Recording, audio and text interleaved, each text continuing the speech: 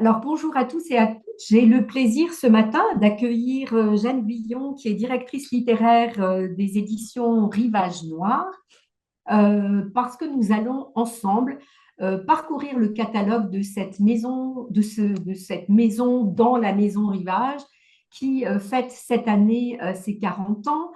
Alors peut-être rappeler la naissance de Rivage Noir dans Rivage, si je puis dire. Donc Édouard de Andéris qui avait fondé en 1984 à Marseille, il faut le signaler, hein, Oui, de créer une maison d'édition dans plus que les périphéries, hein, c'est dans le sud de la France, donc en 1984, alors que le polar prend de l'essor et puis il en avait pris en 1945. Il faut rappeler donc que Marcel Duhamel avait créé la série noire et donc il décide lui aussi de vouloir créer une collection autour du noir et donc il fait appel à François Guérif et qui en 1986 va lancer cette collection Rivage Noir qui voit le jour d'abord avec des livres en format de poche, on en parlera un peu plus tard, mais qui oui. a comment dirais-je, dès sa création, qui fait des choix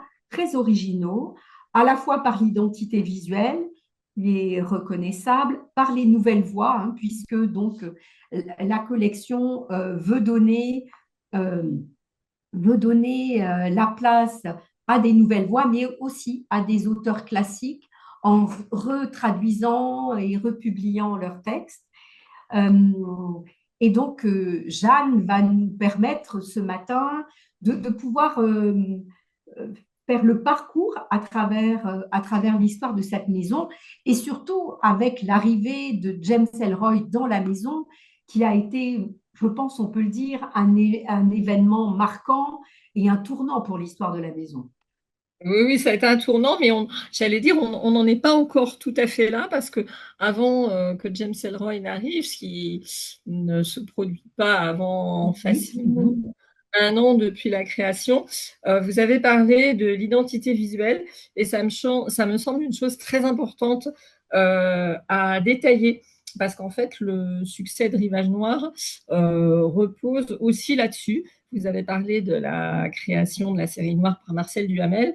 Et ce qui est intéressant à noter, c'est que bon, nos deux collections, la série noire ayant exactement le double de notre âge, nos deux collections ont une identité visuelle très forte et qui n'a pas tant que ça évolué. Enfin, la série noire peut-être un petit peu plus, mais c'est voilà. Et c'est deux femmes qui ont créé les identités Oui. visuelles de la série noire et de Rivage.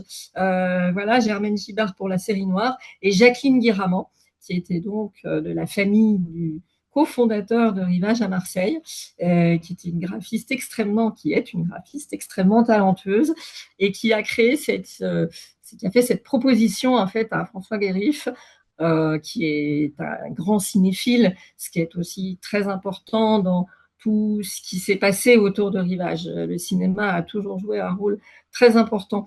Et en fait, elle lui a proposé cette maquette qui est à la fois géniale et très simple, avec ce cartouche, ce lettrage très sobre, aucune fioriture, et puis surtout ces images qui semblaient comme extraites justement d'un film noir, et elle rajoutait même une sorte de trame vidéo pour donner encore une impression de grain, euh, allié au papier de couverture qui lui-même est un peu grainé aussi, vous le savez. Et bien tout ça, ça donnait vraiment une identité visuelle comme on n'avait jamais vu, évidemment, au milieu des années 80, ça se faisait pas du tout. Et donc le succès a été, ça, François Guérif le dit, hein, la presse lui a été rapidement très favorable, en particulier à cause de cette identité qui a beaucoup plu. Alors, ce qui a aussi contribué au succès, c'est que François avait dans l'idée, bien sûr, de trouver de nouvelles voies, et Dieu sait qu'il l'a fait, puisqu'on va forcément en venir à James Ellroy, mais aussi de garder quelque chose qui pour lui était très important, c'est-à-dire une continuité avec les grands auteurs, en particulier américains, mais pas seulement, puisque très rapidement, dans les premiers numéros de Rivage Noir, puisque chaque titre de cette collection, donc, qui était au départ uniquement du poche, portait un numéro. Et donc, il y a par exemple le Hollandais Jan Willem van de Wetering. Donc, les Américains, oui, certes, évidemment. L'auteur tutélaire avec qui tout a commencé, c'est Jim Thompson. Oui. Ce qui est intéressant, on en parlera tout à l'heure, mais c'est que, voilà, avec ces 40 ans que nous fêtons, on est aussi dans toute une opération de réédition de l'œuvre de Thompson. Donc, premier numéro de Rivage Noir, c'était Liberté sous condition, Recoil, de Jim Thompson. Et c'était l'idée de François, c'est-à-dire publier les inédits des grands auteurs que d'autres éditeurs avaient négligés, laissé passer. Bon, bah là, en l'occurrence, Jim Thompson avait été publié précédemment à la série noire chez Gallimard, ce qui était une excellente chose. Mais bon, voilà, pour des raisons peut-être que les textes étaient considérés comme moins porteurs ou plus... Voilà, je ne sais pas. Mais ils avaient laissé tomber un certain nombre de titres. Et François s'est dit, mais Thompson est un grand auteur, tout est intéressant, donc je vais évidemment publier les inédits. Donc c'est ce qu'il fait avec d'autres auteurs pendant à peu près 1 an. Bon, il raconte souvent, parce qu'il a quand même aussi beaucoup de recul par rapport au fait que les aventures éditoriales sont précisément des aventures, que, bah, ma foi, il faut aussi de la chance. Donc il se disait, bah, on va voir, voilà. Il publie Joseph Hansen, qui est un auteur très important, parce que ça a été le premier à mettre en scène un personnage d'enquêteur qui n'est pas policier, mais qui était un personnage d'enquêteur homosexuel. Et ça, c'était aussi très, très novateur de publier Joseph Hansen. Donc, à peu près 1 an passe, et puis on propose à François, enfin l'agent qui représentait James Ellroy, propose à François carrément 3 titres à lire, qui était la trilogie, ce qui est connu aujourd'hui sous le nom de trilogie Lloyd Hopkins, puisque cette trilogie met en scène le personnage du flic de Los Angeles, Lloyd Hopkins, qui est un personnage plus que ambigu. Voilà comment. Et évidemment, ça ne ressemblait à rien d'autre. Donc François lit ça, il est complètement abasourdi par la puissance, par la force du personnage, par la peinture aussi de l'époque, et puis par les audaces quand même. Il faut aussi se replacer dans le contexte. Et il se dit, mais voilà, je prends le risque Oui, parce que d'acheter c'est cet auteur. un gros risque, il faut le dire, Jeanne, parce que les Oui, textes avaient été refusés partout. voilà, Euh, exactement. c'est Les un textes avaient énorme été... risque même Oui, pour c'était un cette énorme maison qui risque. naît. C'était une maison quand même encore naissante, et même si les éditions Rivage, dans son département littérature étrangère, les guides également, enfin bon, il y avait des vrais succès, hein, mais c'était quand même une maison de petite envergure, on ne peut pas dire que c'était un géant de l'édition, donc c'était un risque, quand même un risque financier, puisque l'idée c'était quand même d'acheter les 3 à la fois, et puis comme vous l'avez justement dit, c'était un auteur qui avait quand même, surtout pour l'époque, il faut se replacer dans le contexte où voilà, on a quand même, on sort d'une décennie de polar avec bon, le néo-polar, qui est un terme que Manchette avait mis au point de manière plutôt ironique, mais en fait, il a été repris de manière extrêmement sérieuse, voilà, par toute la mouvance de la gauche du polar. Et publié James Ellroy, qui avait quand même plutôt la réputation d'être quelqu'un de très très réactionnaire, c'était aussi un risque. Voilà, que François a pris en disant, mais je lis un texte et je publie un texte dont je pense que c'est le texte d'un grand auteur. Voilà, donc nous sommes partis avec la publication donc de Lune sanglante, Blood on the Moon, que François donc fait traduire. Il ne se passe pas grand-chose dans les jours qui suivent la parution, à part quand même un journaliste dont il faut saluer le nom, qui s'appelle Michel Renaud, qui publie dans le Dauphiné libéré une recension tout à fait positive en disant mais c'est incroyable. Voilà. Et puis ce qui se passe et qui va être vraiment le vrai coup de chance, c'est que Jean-Patrick Monchette, qui était quand même considéré comme une espèce et à juste titre, enfin pour moi c'est vraiment C'était un immense l'auteur écrivain. l'auteur Le pape, du temps, oui, oui. l'auteur, voilà, l'auteur à suivre qui donc écrivait des chroniques, voilà, dans Charlie et Libération, etc.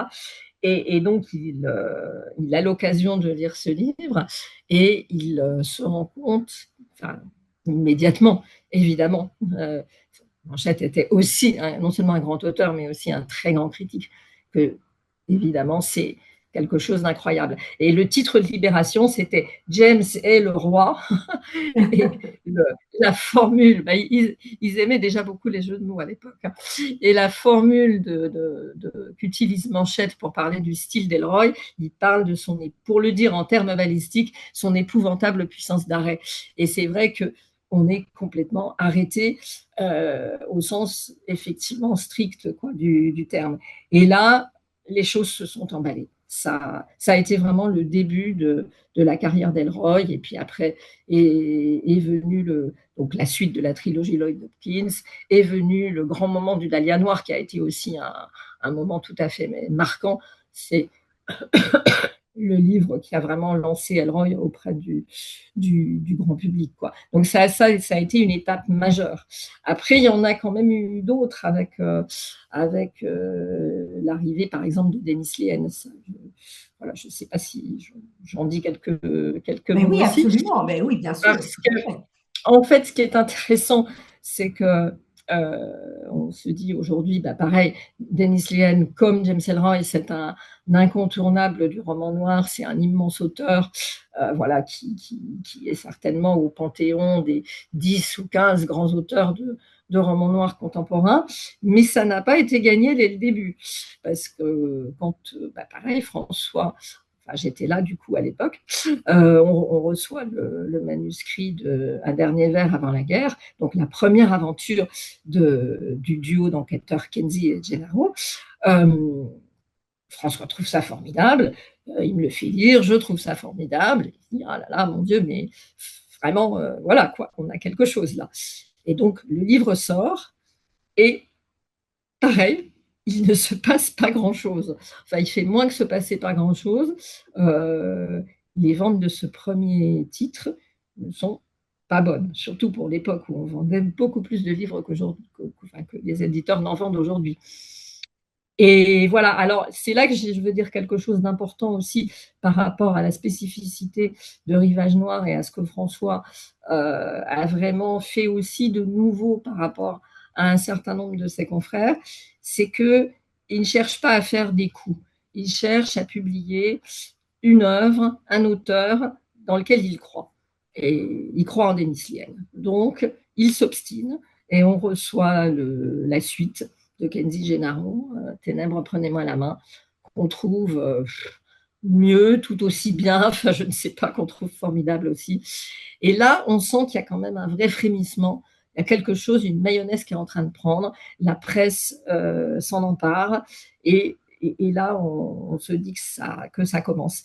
Et la suite va nous donner raison, puisque de livre en livre, la saga Kenzie et Gennaro a vraiment pris beaucoup d'ampleur.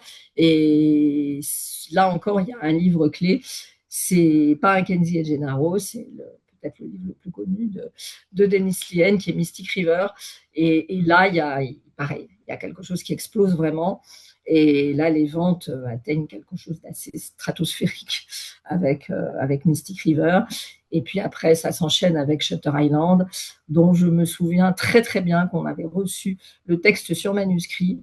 Et je me souviens très bien de l'avoir lu pendant une bonne partie de la nuit, tellement j'étais scotchée par ce livre incroyable qu'il faut lire effectivement jusqu'à non seulement la dernière page, mais vraiment la dernière ligne. C'est un tour de force, c'est à la fois une grande leçon de quelqu'un qui est extrêmement érudit sur le genre qu'est Denis Lehane, et en même temps c'est un livre d'une émotion d'une émotion incroyable. Donc, qui n'a pas lu Shutter Island doit lire Shutter Island. Enfin, pour moi, c'est un des grands, grands livres, non seulement de notre catalogue, mais j'allais dire du roman noir, tout court, tout confondu.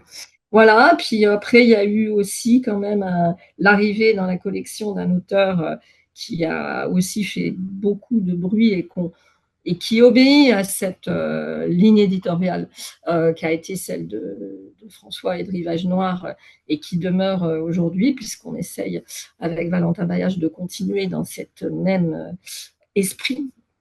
C'est l'arrivée de James Lee Burke, qui est un auteur majeur aussi. Bon, bah, il est régulièrement il a une longévité incroyable.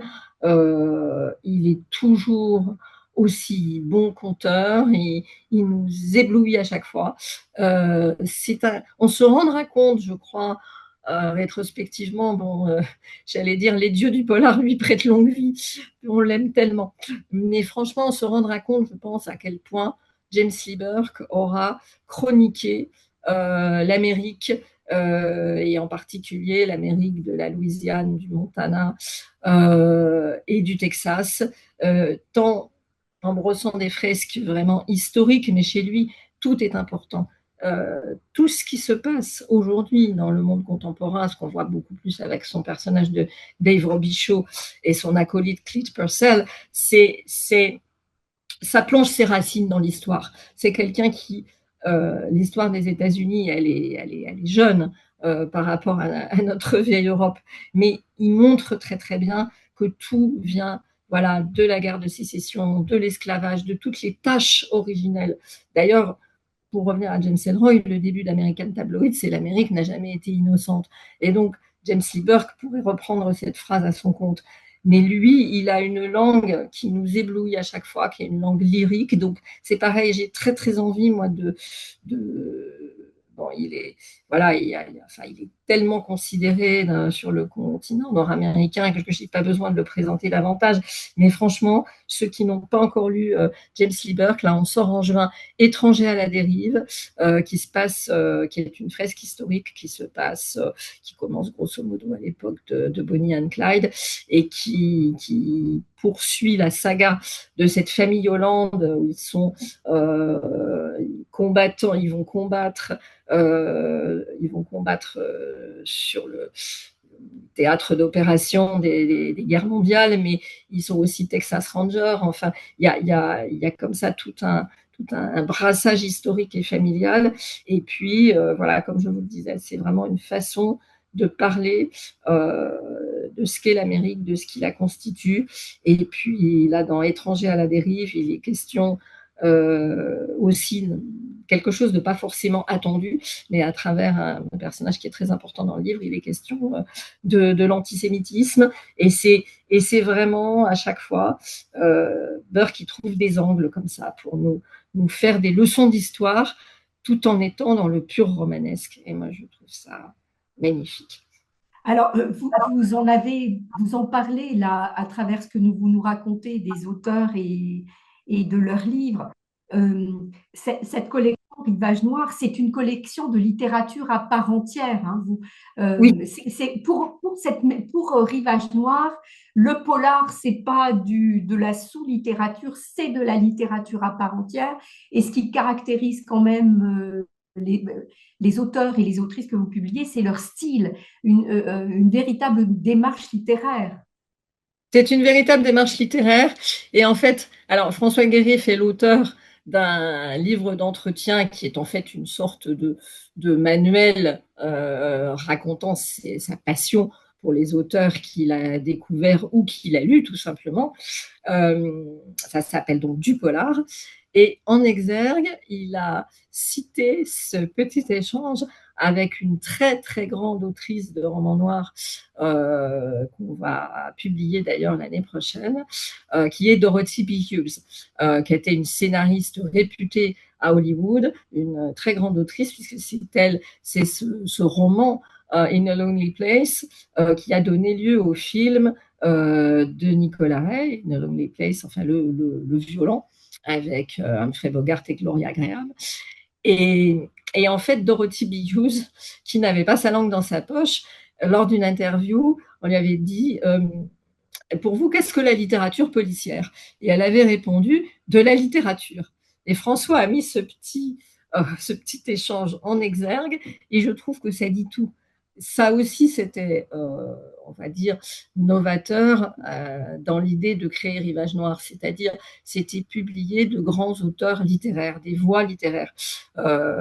Si vous revenez en fouillant dans des archives sur des entretiens que François Garif a pu donner, c'était vraiment ça. Il parle beaucoup des voix des auteurs. Et là-dessus, je peux vous dire que nous n'avons pas changé. Voilà. En 2026, l'année de nos 40 ans, nous avons toujours le même credo. C'est-à-dire qu'on peut publier des textes parfois un peu plus légers ou un peu plus faciles. Je pense par exemple à une auteure que j'adore qui s'appelle Carole Genex, qui vit à Washington mais qui est française. On a publié 2 romans d'elle, La 1002e nuit et Manhattan Palace. L'un est plutôt historique, Belle Époque, et l'autre est tout à fait contemporain, Espace à New York. C'est d'apparence un peu plus léger, mais elle a une voix, elle a une plume. Enfin, c'est pas du tout formaté. Voilà, c'est ça. On ne fait pas des livres formatés. On essaye de faire des livres que les gens n'attendent pas plutôt que les trucs que tout le monde attend. Et aussi, de fait, c'est cet ancrage social et politique des auteurs que vous publiez. C'est quand même très, très important. Alors, c'est très important, l'ancrage social et politique, évidemment, puisque j'allais dire, parmi les choses importantes qui ont été publiées chez Rivage, il y a eu des textes de non-fiction publiés dans une collection qui s'appelait Écrit noir, et où il a beaucoup été question de ça, c'est-à-dire de l'importance politique et sociale. Si vous lisez par exemple Jim Thompson, dont nous sommes en train, je vous invite vraiment à vous y pencher, de republier toute l'œuvre. Là, j'ai commencé à faire ça il y a maintenant 1 an, avec de nouvelles couvertures qui sont signées par un grand artiste auquel je rends hommage, qui est Miles Hyman. Et Miles Hyman, pour la petite histoire, c'est le petit-fils de Shirley Jackson. Voilà, comme quoi, bon sang ne saurait mentir, c'est une belle famille. Voilà. Et donc, ces couvertures sont absolument magnifiques.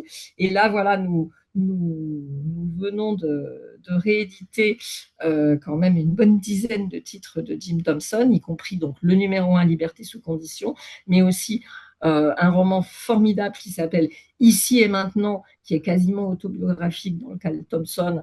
Euh, je raconte, enfin, met en scène un personnage d'écrivain qui est partagé, qui a besoin d'argent, qui a du talent, mais qui ne sait pas comment s'en sortir parce qu'il travaille dans une usine d'aéronautique où il y a du bruit toute la journée et il ne peut pas trouver de temps pour écrire. Donc ça, c'est un texte qui est extrêmement intéressant et extrêmement poignant. Évidemment, il y a Pottsville, 1280 habitants. Bon, mais ça, qui est peut-être son roman le plus connu. Mais je vous invite aussi à découvrir 2 livres de Thompson récemment republiés, qui sont Le criminel et Halali, parce qu'ils ont l'un et l'autre en commun d'avoir des voix chorales. Et en fait, chacun raconte sa vérité sur un fait, et c'est très difficile de démêler le vrai du faux. Donc, c'est extrêmement intéressant aussi sur la nature de la vérité et la manipulation, évidemment, de la vérité quand on est dans une petite communauté où chacun a intérêt à mentir. Donc Thompson, pour moi, c'est un très grand auteur politique, mais évidemment, il n'est pas le seul, hein, bien entendu. Il y a, je voudrais aussi quand même parler, ça me semble très important, d'un grand auteur français que vous connaissez très bien, qui est Hervé Lecor, et qui Oui. a à la fois dans dans ses propos et dans ses romans, qui a toujours été, comment dirais-je, très engagé, comme l'on dit, sachant que pour lui, le roman noir est vraiment un véhicule qui permet de parler de l'état du monde, d'en dénoncer les travers, et c'est évidemment apparent dans ses romans historiques, comme par exemple celui qui se passe pendant la fin de la Commune de Paris, dans l'ombre du brasier, qui qui est probablement un de ses romans les plus politiques, mais c'est également le cas du portrait sans appel qu'il fait de la collaboration à Bordeaux après la guerre, et puis sa dénonciation, qui est une des plus grandes choses que j'ai lues là-dessus, de la guerre d'Algérie. Enfin, bon, pour moi, c'est un très, très grand livre. Voilà, ben, je pense que vous le connaissez déjà bien. Mais il y a aussi James Grady, dont il faut parler.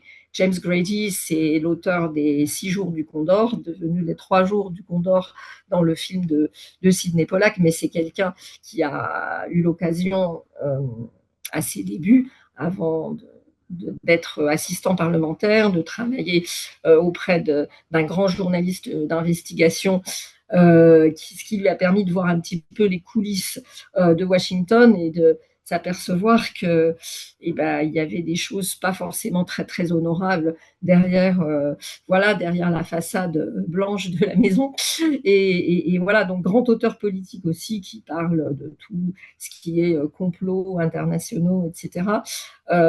D'une autre façon, quelqu'un comme Edward Bunker, on a aussi tout un pan de Rivage Noir qui est, je crois, important à découvrir. C'est la littérature qui est autour de la prison. Et Edward Bunker, c'est drôle, pour la petite histoire, c'est un auteur qui est venu, bon, qui est mort aujourd'hui, mais qui est venu par James Ellroy. James Ellroy disait à François, ben voilà, il faut absolument que tu lises Eddie Bunker, voilà, No Beast So Fierce, et c'est comme ça que Edward Bunker est venu dans la collection. Mais c'est pareil, quand vous lisez son récit autobiographique, Éducation d'un malfrat, vous comprenez tout au système carcéral américain, à l'injustice, à l'engrenage, à l'injustice de la justice ou de ce qui en tient lieu. Enfin, ça reste très très fort. Mais de nos jours, là, récemment, mon collègue Valentin a publié Thomas Mullen, le jeu de la rumeur, qui est aussi un roman, même s'il ne se passe pas à notre époque, tout est déjà dit sur les fake news et la façon dont les rumeurs se répandent. Aujourd'hui, moi, je publie un auteur argentin qui s'appelle Nicolas Ferraro, qui est publié aux États-Unis aussi, et qui met en scène, on va dire, la pauvreté en Argentine, un roman qui s'appelle Notre dernière part de ciel. C'est la drogue et la pauvreté, et les deux qui vont de pair. C'est absolument politique.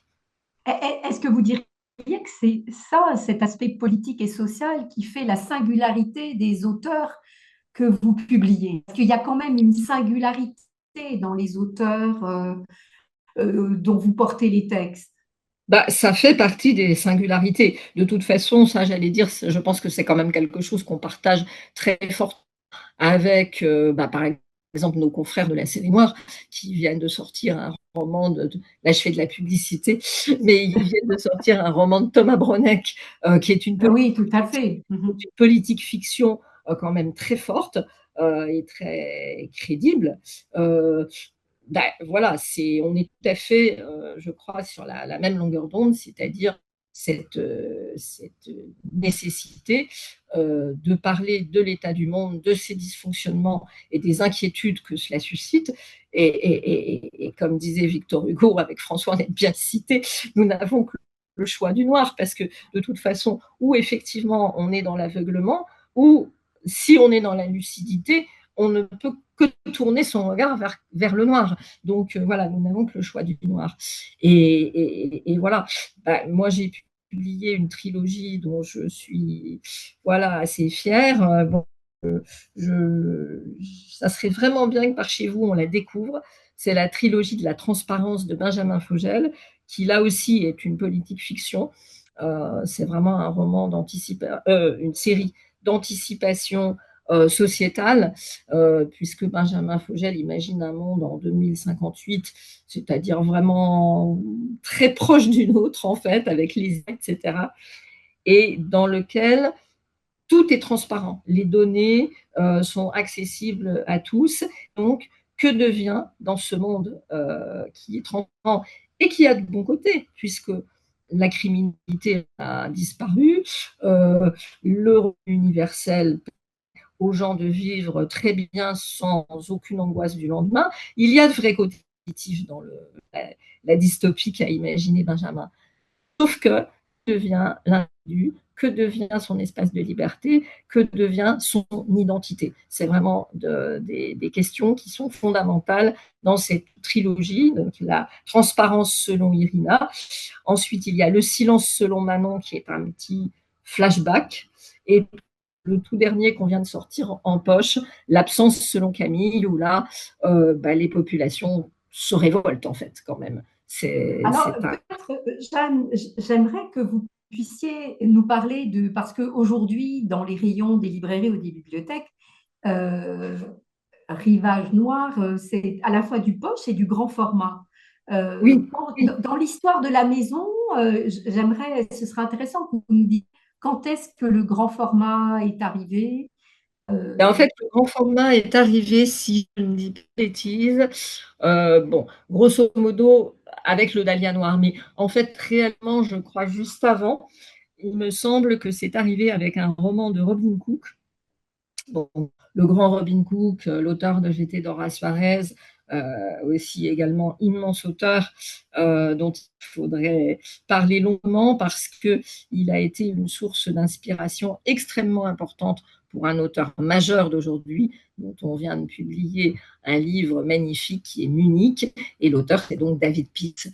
David Peace, auteur anglais qui vit au Japon aujourd'hui et qui revendique l'utilisation avec Robin Cook. Donc, en fait, François avait eu l'occasion de racheter les droits d'un livre qui s'appelle Cauchemar dans la rue, qui raconte la dérive d'un personnage dans les rues de Paris, etc. Et qui est très sombre, qui est vraiment. Et en fait, ce roman, je l'avais acheté quand même à un certain prix. Et est arrivé un moment où frais de traduction plus achat des droits, faire des inédits poches devenait quelque chose de très compliqué. Donc, du coup, on est passé au grand format. Et après, avec le Dahlia Noir, ça s'est enclenché. Et ensuite, on a conduit de pair, donc les éditions en grand format en première édition, et puis ensuite le poche, sachant que voilà, on a la spécificité d'avoir notre propre collection de poches. Après, il arrive qu'on fasse encore poche directe. Il y a eu une petite série assez sympa autour de Sherlock Holmes, qui sont des petits livres. Là, bon, on peut faire des choses comme ça avec des petits prix, petits livres à des petits prix. Il arrive aussi des acquisitions extérieures. Et là, je voudrais tirer un coup de chapeau quand même à une autrice allemande que je trouve tellement formidable, qui s'appelle Simone Buchholz. Et Simone, voilà, elle a publié ses romans en première édition aux éditions La Talente avec un personnage de procureur à Hambourg. Et de Hambourg, elle en fait un portrait. Et donc, cette procureure, c'est un personnage complètement fantasque, mais qui, elle aussi, bah voilà, c'est très politique. Elle va aussi gratter ce qui est pas beau sous le vernis. Voilà, et donc on est en train de republier petit à petit en poche. Simone Buchholz, c'est le tout dernier, la Béton Rouge. Je vous le recommande vivement. C'est un livre dont les thèmes sont très, très actuels. Voilà, entre la maltraitance, la violence financière, enfin tout y est.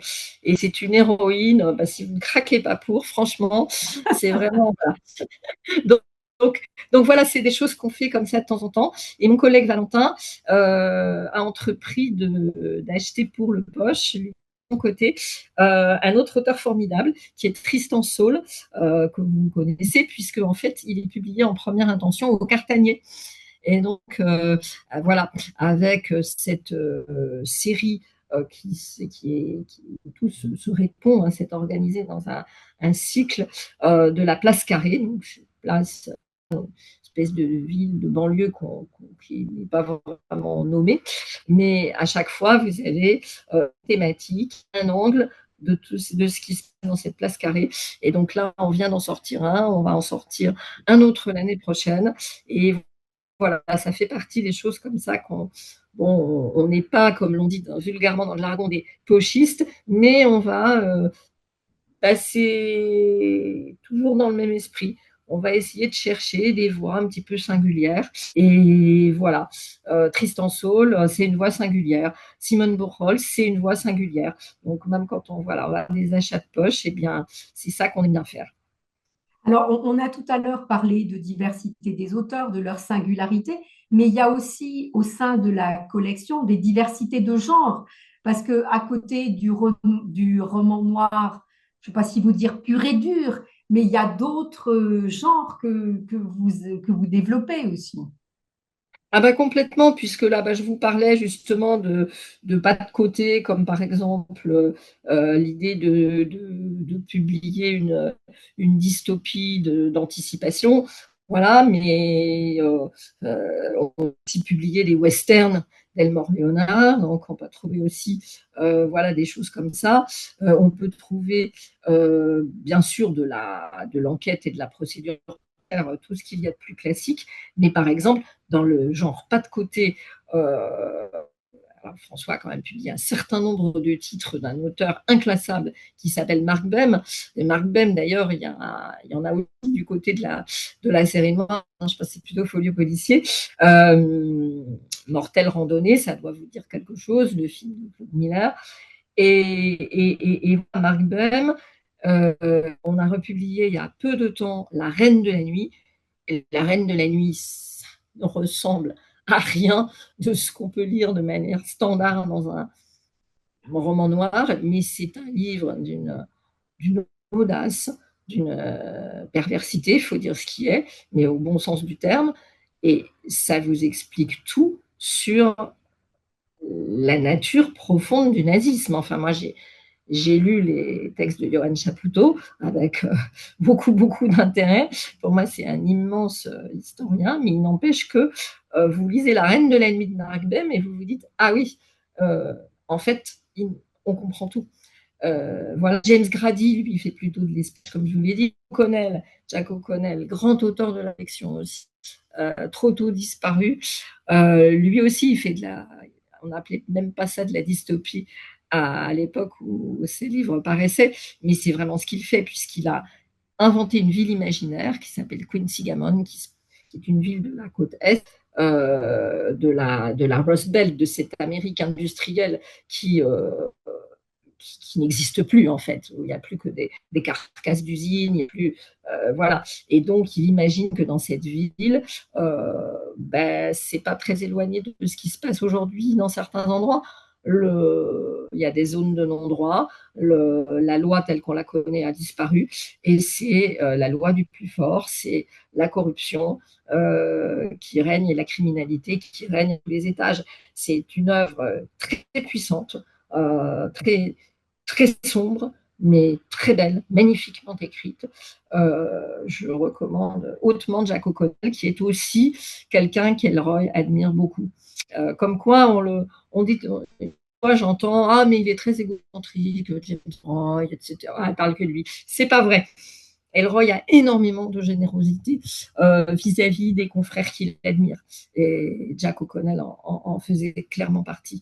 Voilà, on a des auteurs dans ces entre guillemets sous-genres. Bah, il y a par exemple un pas de côté qu'on vient de faire avec Whale Fall que publie mon collègue Quentin, Daniel House.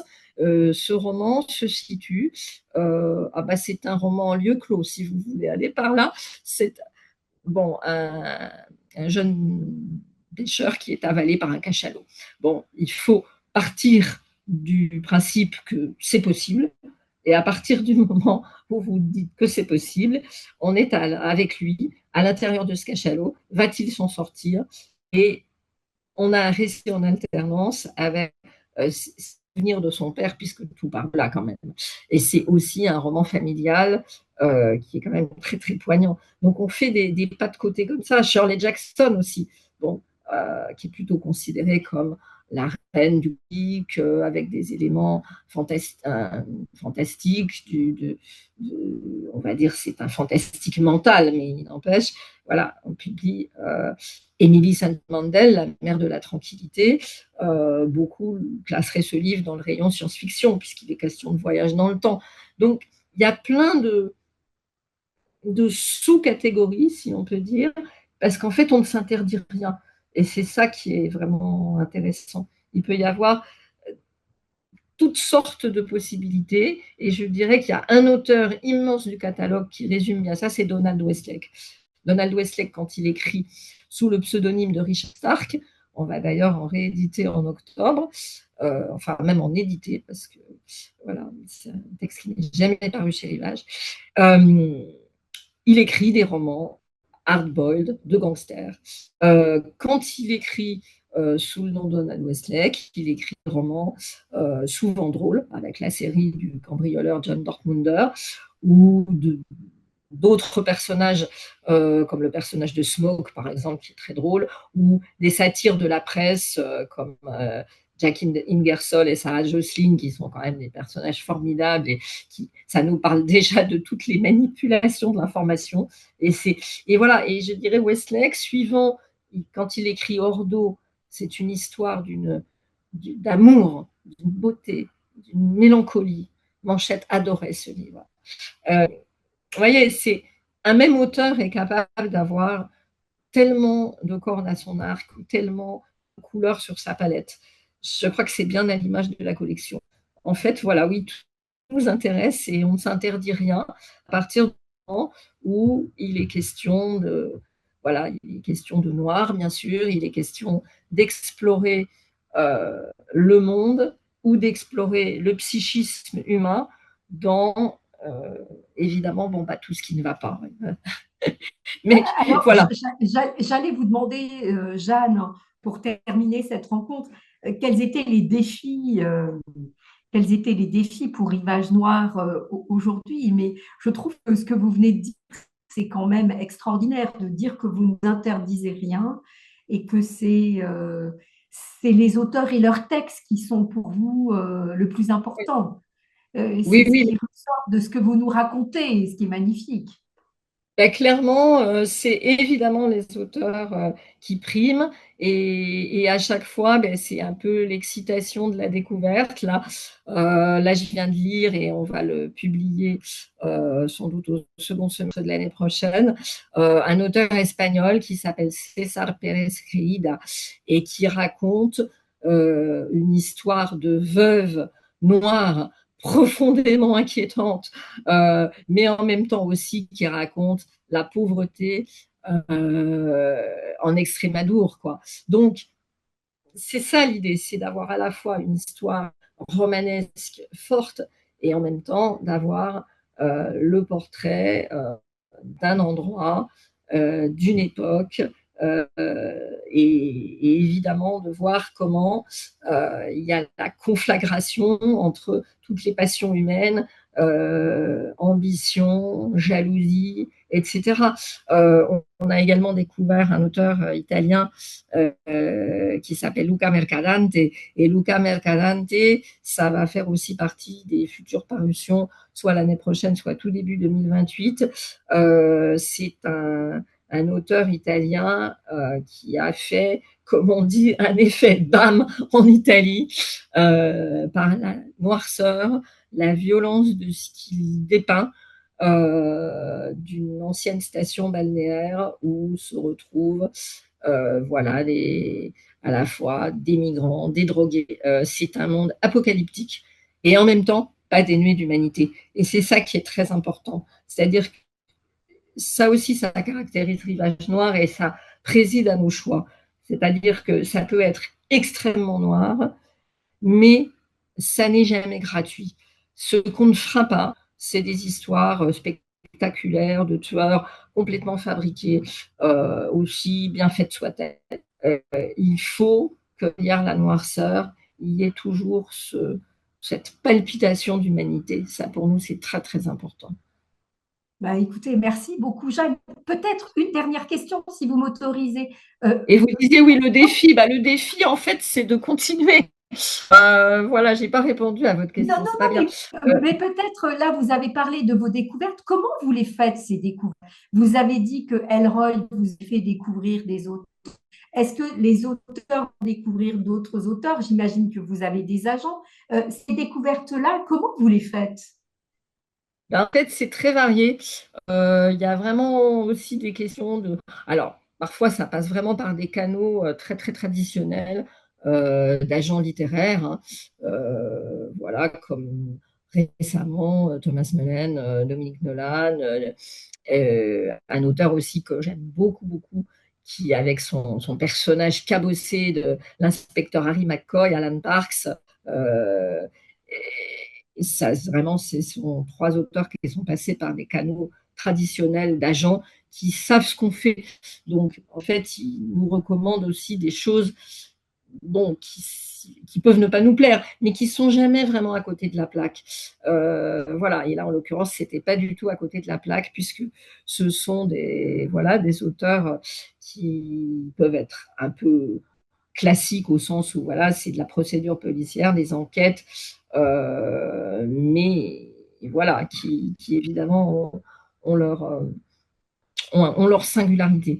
Après, il y a aussi des traducteurs qui vont fouiner, parce qu'il y a toujours des choses qui passent, de moins en moins, hein, mais il y a quand même toujours des choses qui passent un peu à travers les mailles du filet. Et à partir du moment où on ne cherche pas à faire, on va dire directement du best-seller standard, on ne sait pas faire, enfin, c'est pas, voilà, c'est pas l'esprit. Euh, ben, c'est justement la recherche de la singularité fait que parfois, ben, il y a des choses qui passent comme ça, un peu à la trappe, et du coup, que les traducteurs vont fouiner, nous dire, mais quand même, ça, est-ce que ça ne vous intéresserait pas? C'est un des canaux. Voilà, le fait aussi parfois d'avoir des contacts avec des gens qui vivent dans les pays. Voilà, ben, Nicolas Ferraro, cet auteur argentin formidable dont on vient de sortir Ambar. Ce livre, c'est un petit livre, c'est vraiment pas long à lire, mais c'est le portrait d'une adolescente dont le père est quand même un gangster, il faut dire ce qui est, et c'est compliqué. Bah, Fall, c'est une histoire de père et de fils, et Ambar, c'est une histoire de père et de fille. Voilà, on a vraiment des points communs entre les deux livres.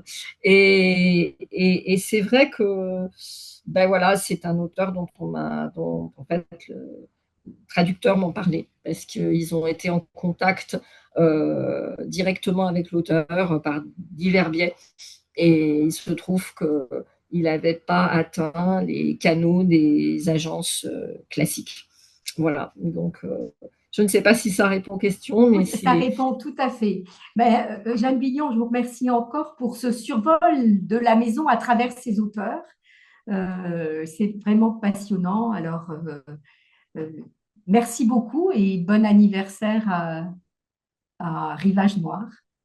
Eh bien, écoutez, merci beaucoup pour cet échange.